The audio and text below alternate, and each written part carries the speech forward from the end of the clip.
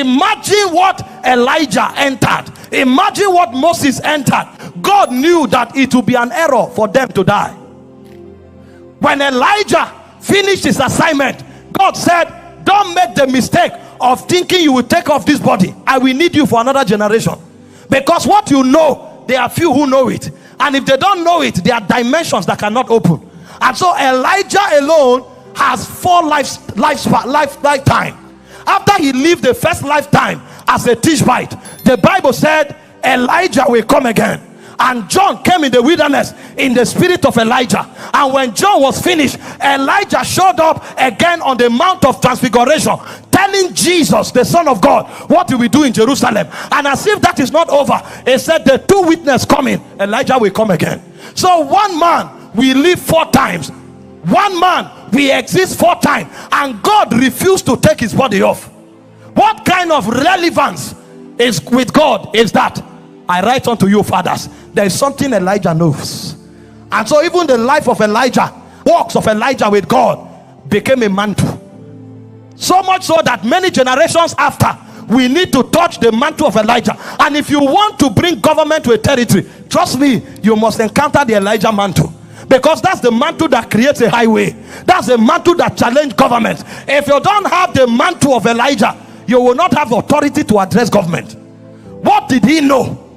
And then Moses encountered God, and only God knows what he showed Moses. When Moses, God himself said, go into the mountain Abarim, in the mountains of Nebo. He said, there you will die. Why will God hide a man to kill him? Because there is another technology of killing a Moses. What did he know? And both angels and demons were following Moses, looking forward to how he will die. So God hid Moses and killed him. And when Moses died, they deployed an army from here to come and take his body. What is the devil looking for with the dead body of a man?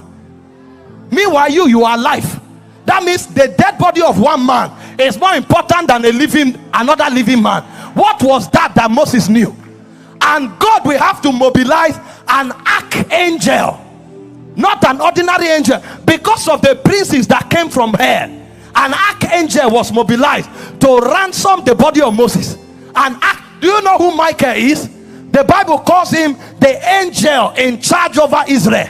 So Michael is the prince that guards over the affairs of Israel, the people of God. Michael had to leave his duty for a moment to go and restore the body of Moses. Does that mean, I thought the Bible said flesh and blood cannot inherit the kingdom?